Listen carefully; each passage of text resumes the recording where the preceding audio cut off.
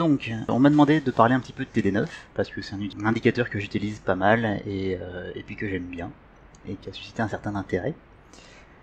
Donc, qu'est-ce que TD9 ? TD9, ça vient de Tom Demark, le nom du mec qui l'a inventé. C'est un indicateur de tendance. Alors, par indicateur de tendance, qu'est-ce que j'entends ? J'entends que quand on est sur du range, il va donner peu de signaux. Pour qu'il donne des signaux, il faut qu'il y ait une tendance sur l'unité sur laquelle on travaille. C'est un indicateur temporel, c'est-à-dire qu'il ne va pas fonctionner sur des niveaux de prix, mais il va fonctionner sur du temps. Il va chercher à estimer la durée des mouvements. Il va chercher à anticiper les essoufflements et les fins de tendance.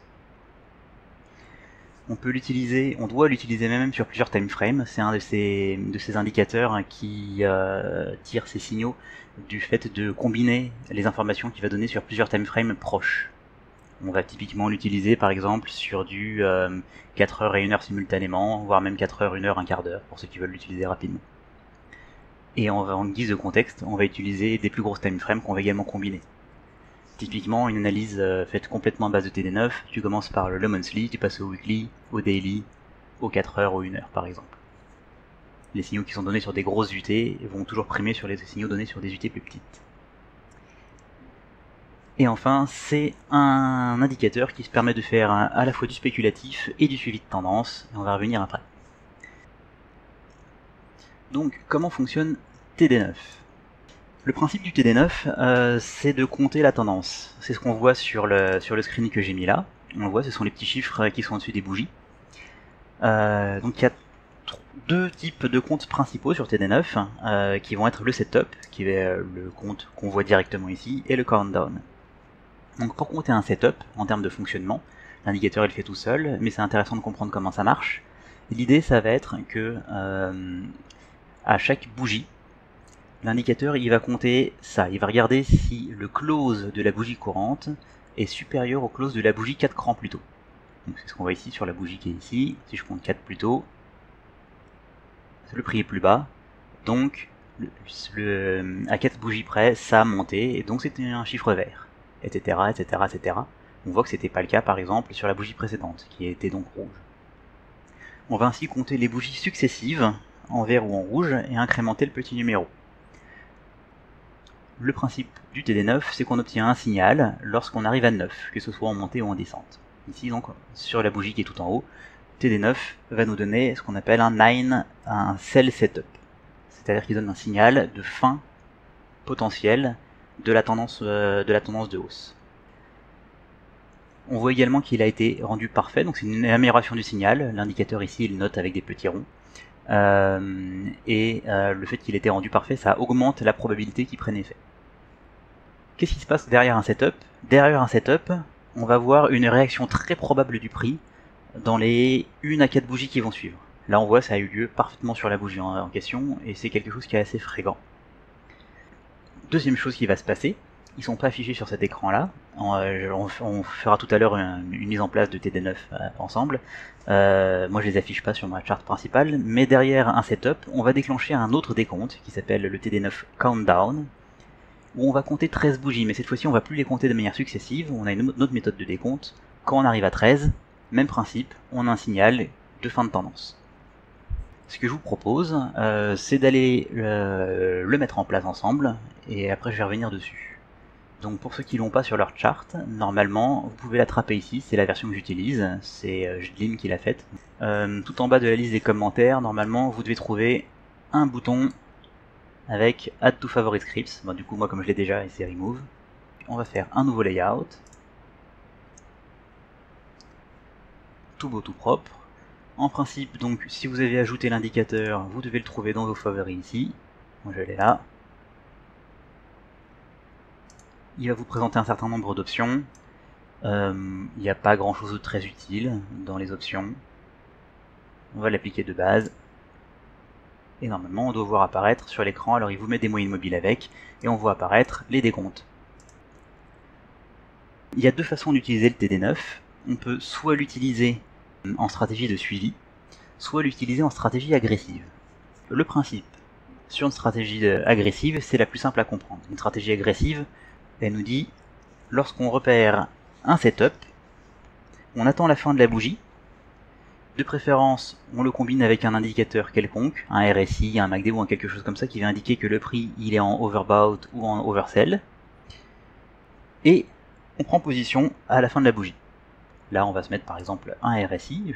Donc, par exemple, ici, si on a une stratégie agressive sur la charte 4 heures, on voit que TD9 nous dit, bah voilà, là, à la fin de la bougie de 20h UTC, donc à minuit pile ce matin, il était possible d'ouvrir un trade agressif à contre-tendance sur la clôture de la bougie. On était bien en oversold, on a eu un setup, tous les critères sont bons. Auquel cas, comment je détermine une target et comment je détermine un setup sur une stratégie agressive à base de TD9? Alors, un stop loss, pardon. Pour le stop loss, sur une stratégie agressive, le principe est simple. On va venir chercher la taille des deux dernières bougies et on va les projeter au-dessus. Donc là, je vais prendre par exemple ma bougie numéro 9. Voilà. Donc ma bougie numéro 9, elle fait environ 96 $ de haut. Donc je vais prendre le point le plus haut, je projette à 96 $, hop, et là ça me fait un stop loss à 7220. Si je prends un short sur ce signal là, le stop loss est à 7220. Qu'est-ce que j'ai comme target ensuite? Sur une entrée agressive, j'ai deux possibilités. La première possibilité, c'est je joue juste le rebond, c'est ma possibilité par défaut. C'est à moins qu'il y ait une indication sur une unité plus haute, c'est comme ça que ça se joue. C'est-à-dire que je vais miser sur le fait d'avoir 4 bougies de correction, et au bout de 4 bougies, je close. Donc là, je suis entré sur la bougie numéro 9, je reste en position en short, une bougie, 2 bougies, 3 bougies, 4 bougies, à la 4e bougie, je close. Fin du trade.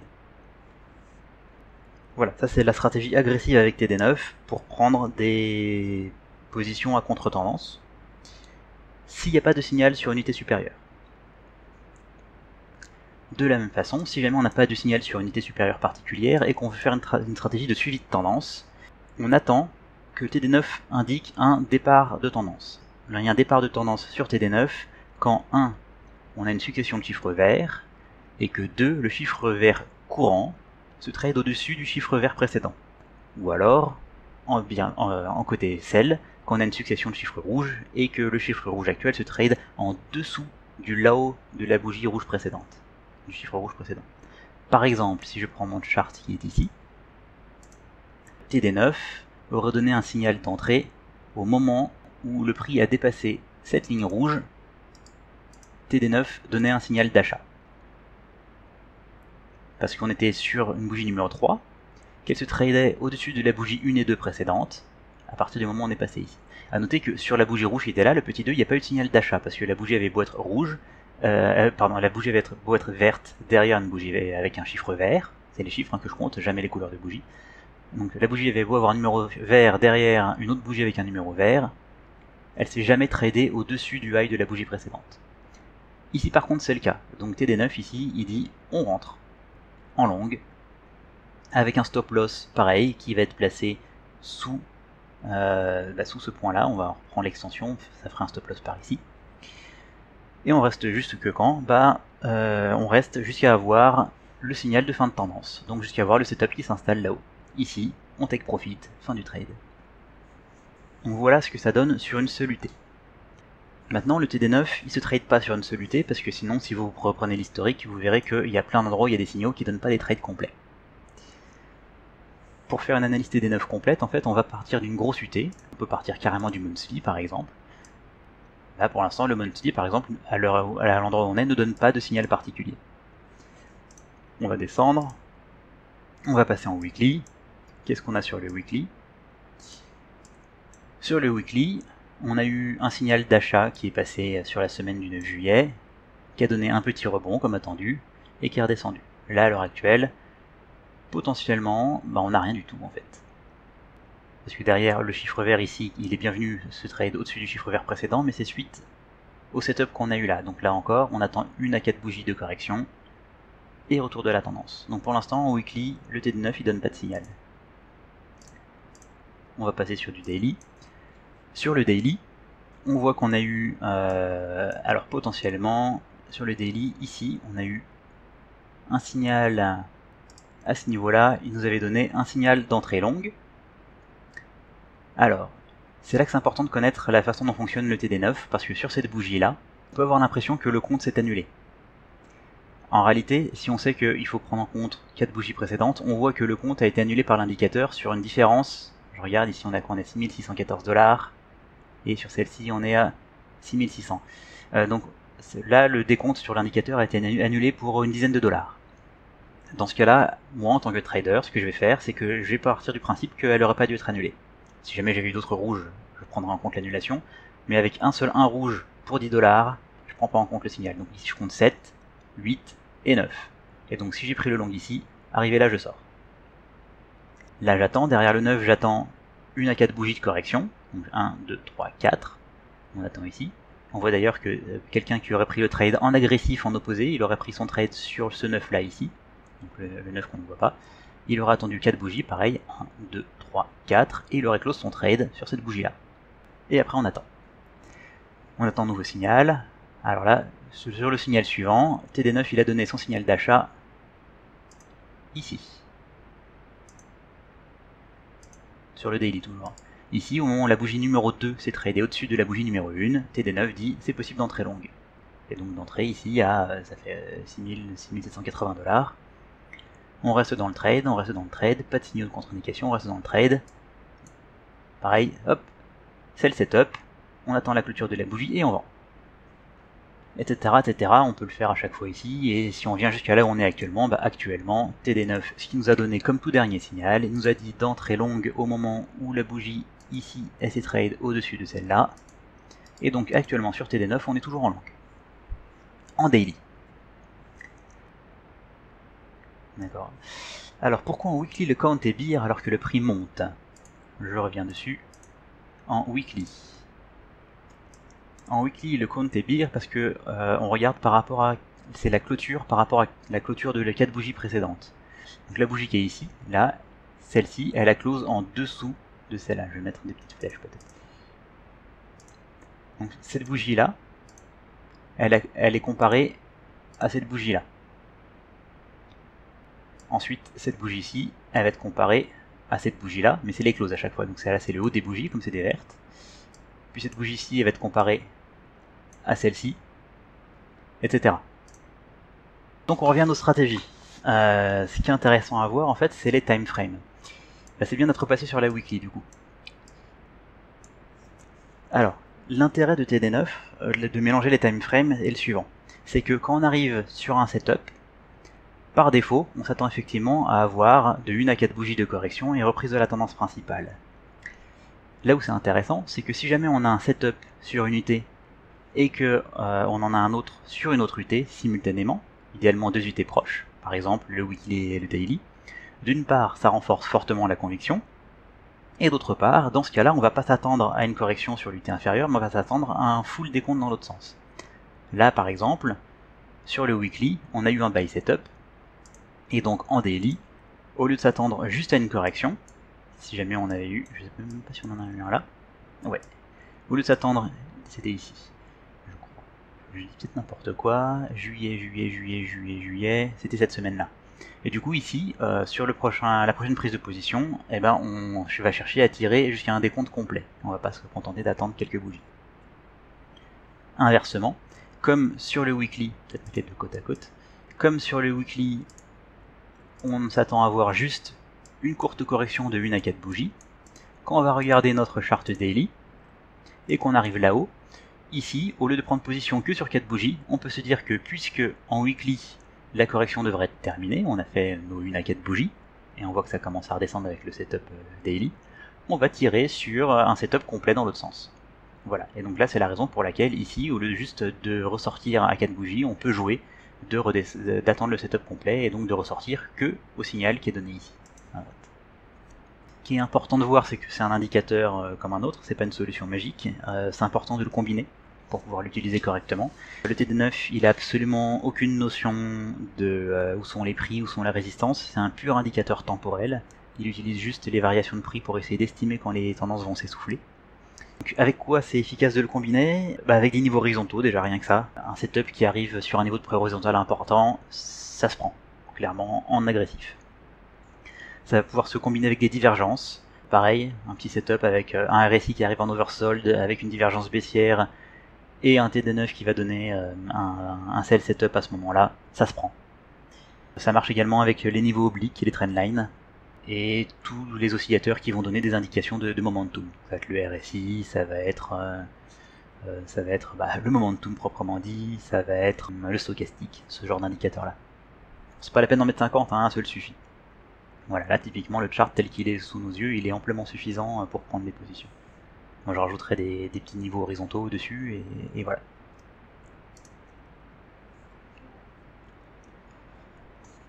Voilà, une petite intro au TD9.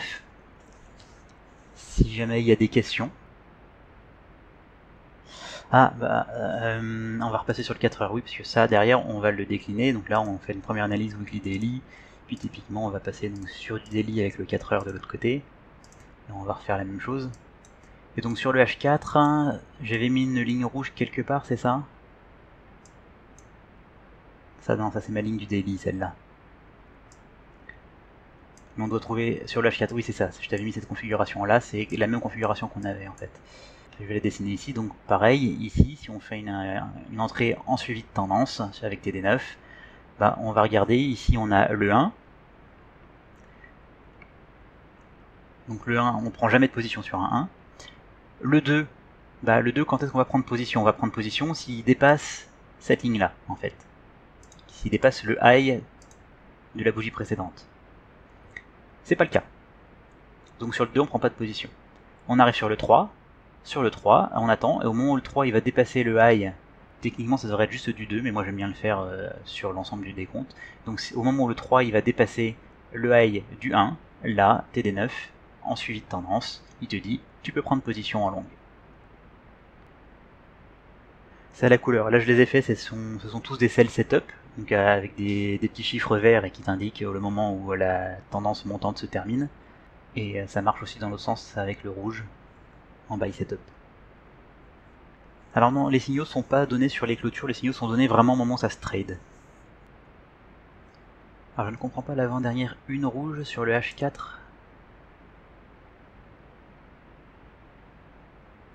Pourquoi elle est rouge?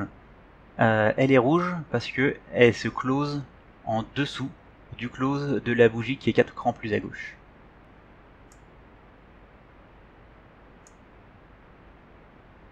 Alors en petit UT, c'est comme tous les indicateurs, généralement ils fonctionnent en petit UT, mais ils sont de moins en moins précis et ils s'appliquent sur une durée limitée dans le temps.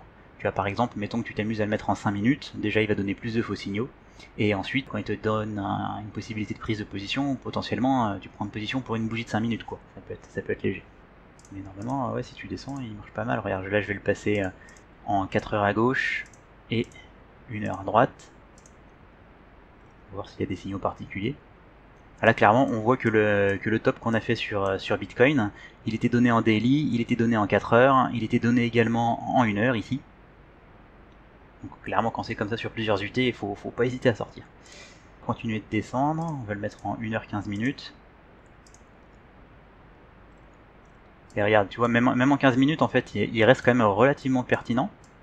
Si tu vois la vue de droite là, mais il est plus bruité. Mais là il a quand même donné un signal, tu vois il est moins précis, là il a donné un signal de vente là-haut, un sell setup ici, il a donné ensuite un buy setup ici, là sur la petite chute de tout à l'heure. Là actuellement il donne plus de signal particulier.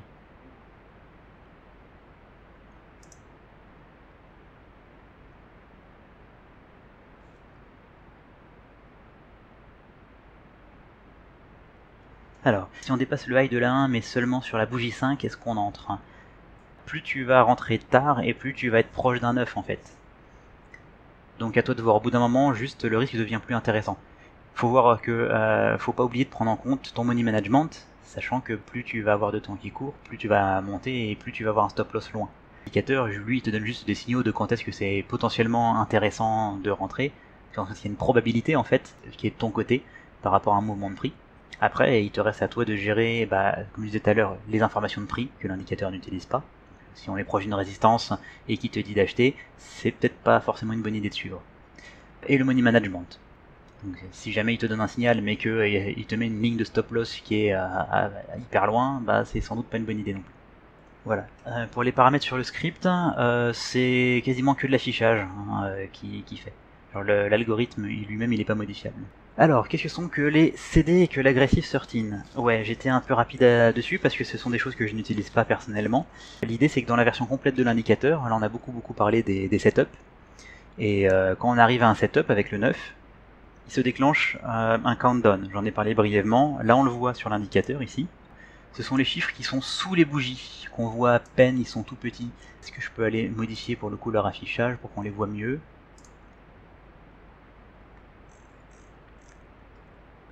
Ce sont les CD. Ah, ils sont là, on va leur monter leur luminosité pour qu'on puisse les voir. Donc le principe du countdown en fait c'est quelque chose qui va se lancer à la fin du setup et qui va donner, si jamais le setup ne suffit pas à inverser la trend, il va donner un signal plus tard, potentiellement beaucoup plus tard, hein, parce que d'une part il compte jusqu'à 13, mais en plus les bougies ne sont pas continues. Un autre signal donc de fin de mouvement possible. Théoriquement le countdown est plus fort que le setup, mais en pratique, autant c'est vrai sur le forex, autant sur les cryptos, j'ai rarement eu des bons signaux sur les countdowns ordinaires. Alors après il y a les countdowns agressifs, ce qui est une autre façon de le compter. J'y viens, je vais vous les montrer, mais une fois qu'on les verra à l'écran, parce que sinon ça sert à rien. Ok, on les voit. Alors, ben voilà, on a un parfait exemple de ce que je voulais dire. Donc ici, nous avons donc notre sell setup qui se met en place. On le voit qui arrive là-haut, donc sur le petit triangle rouge. Voilà, ici on a un sell setup qui se met en place. À partir du sell setup, on voit apparaître dessous les bougies des petits chiffres qui vont être le countdown. Donc, le countdown, comment il est calculé? Les bougies n'ont pas forcément besoin d'être contiguës. En revanche, on va venir compter toutes les bougies pour lesquelles le close de la bougie courante va être supérieur au high de la bougie 2 crans à gauche. Par exemple, sur la petite bougie qui récupère le 2 ici, elle est bien comptée parce que son close ici est supérieur au high de la petite bougie avec le 1 rouge qui est juste 2 crans à gauche. Pareil pour le petit 3, petit 4, etc. Quand la condition n'est pas validée, on se contente juste de ne pas compter. On compte pas, on compte pas, on compte pas, on compte pas. Pouf, là c'est à nouveau valide, donc on compte 5, 6, 7, 8, etc. Là on a un 9 ici. Et donc ainsi quand on arrive à 13, on aura le signal de le sell countdown qui sera issu du setup qui est là-haut. Derrière ce countdown, si jamais on y arrive, qui prend toujours pas effet et qu'on refait à nouveau un setup, c'est le signal le plus puissant sur un TD9, c'est le 9-13-9, qui lui vaut son nom. Et là c'est un signal très fort. Si on a un setup qui provoque son countdown, qui fait juste une correction mineure, qui refait un setup derrière, là c'est le short agressif. Et donc, pour compléter ça, Wallet posait la question sur le Aggressive 13. En fait, le Aggressive 13, c'est juste un countdown, mais qui est compté différemment.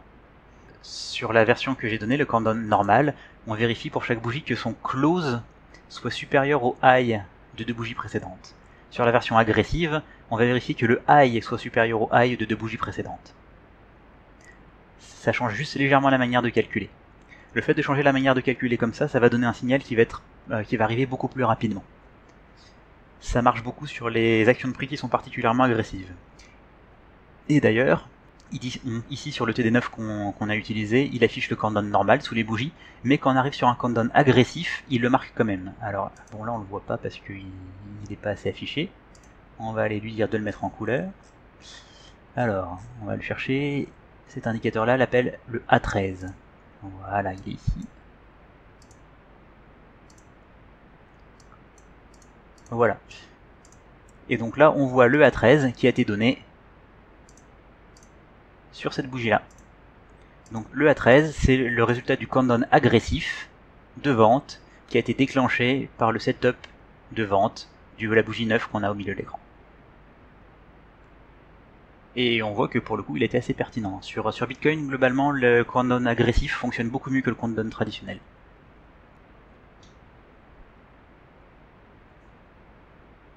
Alors, oui, bien sûr, je peux commenter cet exemple. C'est simple, c'est que le A13 que tu vois là, il vient du countdown, enfin, il vient du setup précédent. Alors ici, ouais, le A13 que tu as, c'est un signal d'achat, effectivement. Et d'ailleurs, là, à 2 bougies d'intervalle, tu as du coup un buy setup et un buy aggressive 13. Non, ce sont 2 buys. Faut voir que dans la stratégie textbook de TD9, c'est la stratégie de suivi de tendance, c'est pas la stratégie agressive. Du coup, le vocabulaire il va avec. C'est-à-dire que quand l'indicateur te donne un buy setup, ça veut dire qu'il faut sortir des shorts. Ça veut pas forcément dire qu'il faut rentrer. Tu vas rentrer si tu utilises la stratégie agressive. Et voilà.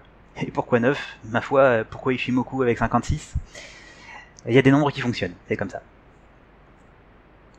Et pourquoi 9? Pourquoi 13 pour le countdown? Pourquoi c'est 4 bougies près avant et pas 3? L'indicateur fonctionne comme ça. Alors, le plus. Je suis en train de chercher un plus sur mon chart, je n'en vois pas. Toujours un peu délicat parce que, comme cet indicateur, il a juste été décrit dans un livre, après les différentes implémentations vont dessiner des choses différentes. D'ailleurs, là, sur celui de Jdim, on peut même carrément préciser, on veut changer les symboles, on peut. Donc, je suis en train de regarder si jamais j'ai un plus dessus. Plus. Bah voilà, bah le plus, c'est simplement quand on arrive à un 13. Au lieu d'afficher 13, il met un petit plus. Tout simplement. Le symbole sens interdit, c'est que le countdown a été annulé. J'en ai pas parlé, mais il y a des conditions d'annulation. Sur le setup, l'annulation c'est simple, c'est si jamais tu te mets à compter dans l'autre couleur. Sur le countdown, les conditions d'annulation sont plus compliquées. Tu vas avoir une annulation si jamais tu fais un nouveau setup. Tu vas avoir une annulation si tu débordes une ligne qu'on appelle le TSDT. Le TSDT, globalement, ça va correspondre... Alors si c'est un signal de vente, ça va correspondre au support du setup. Et si c'est un signal d'achat, ça va correspondre à la résistance du setup. Voilà, là sur cette charte là, si je m'intéresse à ce setup là, voilà, ça. Si je m'intéresse à ce setup là, sa TSDT, ça va être cette ligne. Alors je vais prendre toutes les bougies de 1 à 9, donc c'est cette ligne là. Je vais chercher le low de l'ensemble des bougies qui ont conduit à ce setup. Voilà. Donc si jamais j'avais dans le compte de la séquence, bah là d'ailleurs par exemple on a la petite séquence qui est en train de compter, 1, 2, 3, 4, 5, 6, etc. Si jamais on vient faire un close sous cette ligne rouge, et ben là sur mon décompte du countdown, j'aurai un petit panneau sens interdit et le countdown s'annulera. Voilà, exemple d'un signal à rater, je sais pas ce que tu veux dire par signal à rater. J'ai donné des exemples de signaux qui donnent, après bah ça va pas toujours au bout, tu vois par exemple sur la séquence qu'on a à l'écran là tout de suite, on voit qu'il a compté 1, 2, 3, 4, 5, 6, 7, puis qu'on a commencé à redescendre avant d'arriver au 9. Alors sachant que si jamais tu as un trade en cours et que tu es en train d'attendre un setup pour sortir, le fait qu'il y ait un price flip, c'est-à-dire un changement de couleur des chiffres, c'est également un signal de sortie. Alors, des paramètres importants, en fait, non, les paramètres que tu as là, c'est... Je vais aller retourner les regarder, mais normalement, il n'y a pas de paramètres importants dedans, c'est purement de l'affichage. Alors, qu'est-ce qu'il nous a mis comme setup, Jdim? Alors, les petites boîtes à cocher... D'accord, la première boîte à cocher, c'est pour savoir la tête de la boîte de configuration des couleurs. Ah, peut-être que c'est ça qu'il fallait que j'enlève, ça m'aurait évité de faire 26 boîtes. La deuxième boîte à cocher, voilà, là il dit... Il met un petit dollar en haut de l'écran en fait. Quand il valide une condition d'entrée en position en stratégie de suivi, il y a un petit dollar qui se pose en haut de l'écran. Et bah, quelqu'un posait la question tout à l'heure de savoir si on pouvait encore rentrer quand c'était le 5 ou le 6 ou le 7 qui dépassait. Bah, en fait, vous pouvez le configurer. Là, le 3, il me dit bah, qu'il mettra le dollar en haut de l'écran seulement si le chiffre ou la condition d'entrée en position est inférieure ou égale à 3. Voilà, ensuite, ça c'est de l'affichage. Ça c'est de l'affichage. Ça c'est de l'affichage. Ça, comme il affiche aussi quelques moyennes mobiles pour les gens qui n'ont pas TradingView Pro, il propose de choisir si je veux une moyenne mobile exponentielle ou simple. Enfin voilà, c'est purement l'affichage. Sur quoi il va faire les calculs? Sur les clauses, ça faut pas le changer. Les valeurs des SMA.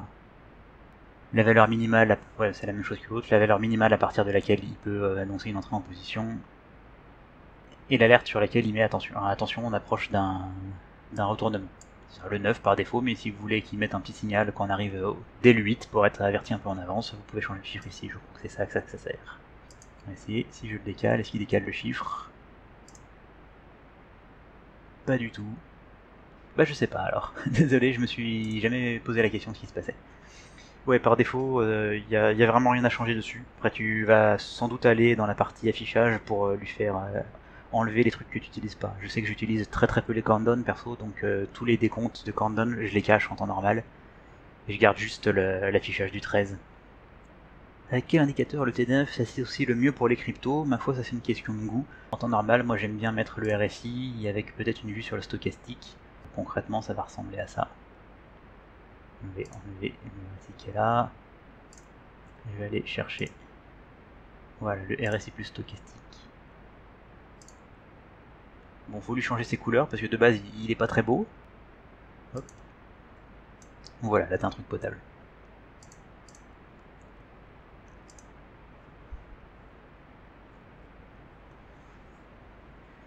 Alors les risk lines, j'en ai parlé très brièvement. Les risk lines, c'est ouais, RSI plus stock, c'est pour les surventes, surachats et divergences, effectivement.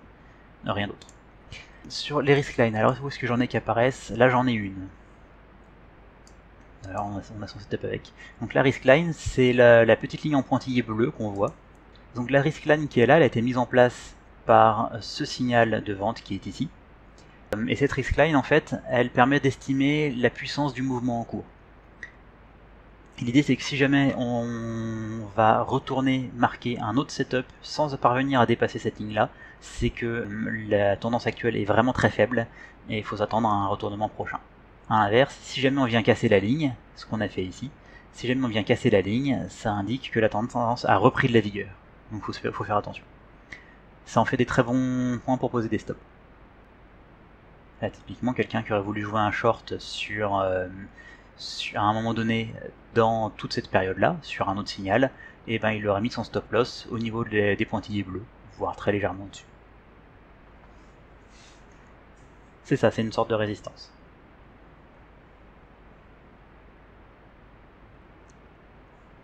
Tu peux me donner les infos parce que là ça va être compliqué sur une petite image, surtout si j'ai enregistré. D'accord, je veux bien, mais alors globalement l'indicateur je l'ai jamais vu un gros succès sur des trucs tels que les shorts, donc je pense que ça va faire des trucs bizarres. Sur H4 tu dis?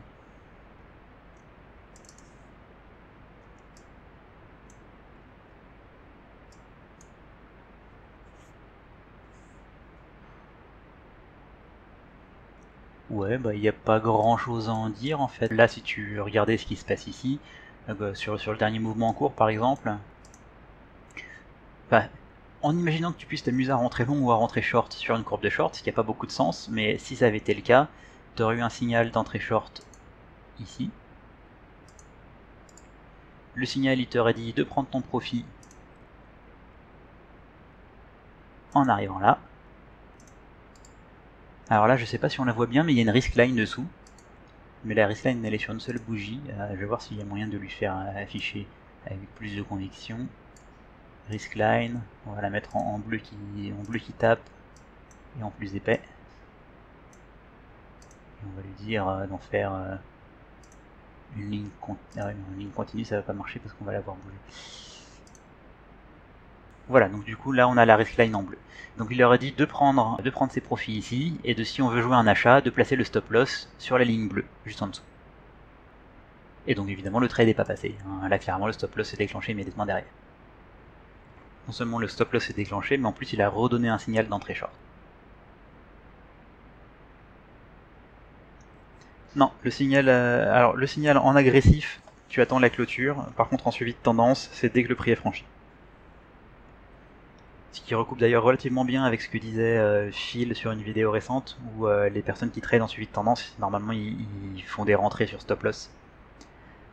Et là où les traders agressifs, ils vont faire des rentrées sur des niveaux. Bah, tu retrouves ça sur les deux stratégies. Ok, j'ai coupé l'enregistrement ici. Bah, merci à ceux qui ont suivi, et puis n'hésitez pas à me poser des questions, je suis sur Discord souvent.